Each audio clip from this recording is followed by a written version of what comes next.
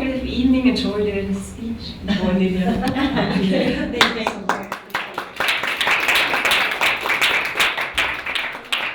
So whenever I give a small talk on face reading, I want to give you things that you can take and start using tomorrow.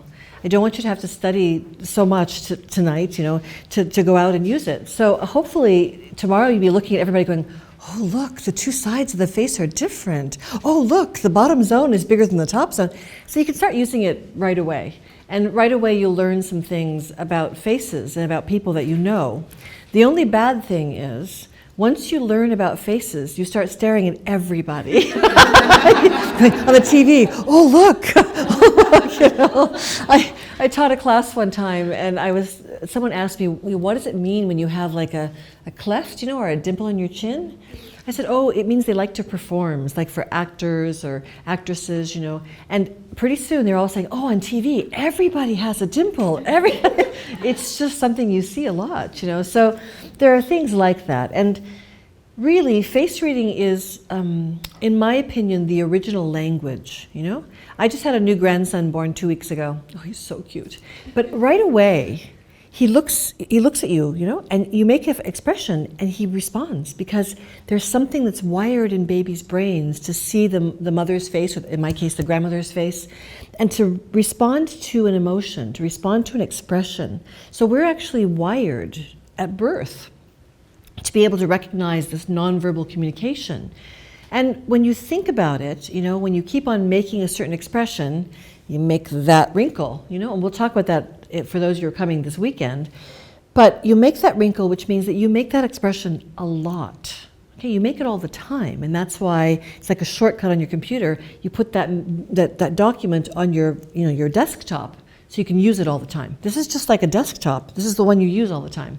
You're always going like this, okay? And so it doesn't mean that it's good or bad. It just means that you do that. And so your face will end up marking in a certain way. And because the face lengthens as you get older, especially the noses and the ears get bigger, by the way, in case you're wondering, these two features keep growing. Because that happens, the structure of your face can change as well.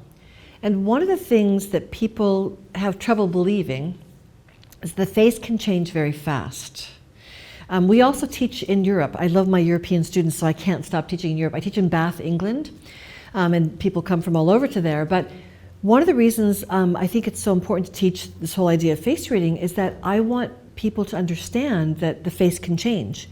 So when we have students that we're teaching, Kelly works with me, we have students who come, and then we have strangers who show up on the last day, and we read people's faces. Okay? And we take before and after pictures. And what we've discovered, and it's right there in the photographs, is that people's faces can change after a 1 hour face reading. By talking, by expressing, by letting out things that are maybe secret or traumatic or whatever, faces change. We see people lose wrinkles like that. We see even structural changes, which when I was younger, thought, oh, that must take a long time. Guess what? Like that. People can actually change. And so my opinion of faces now is very different than when I was young.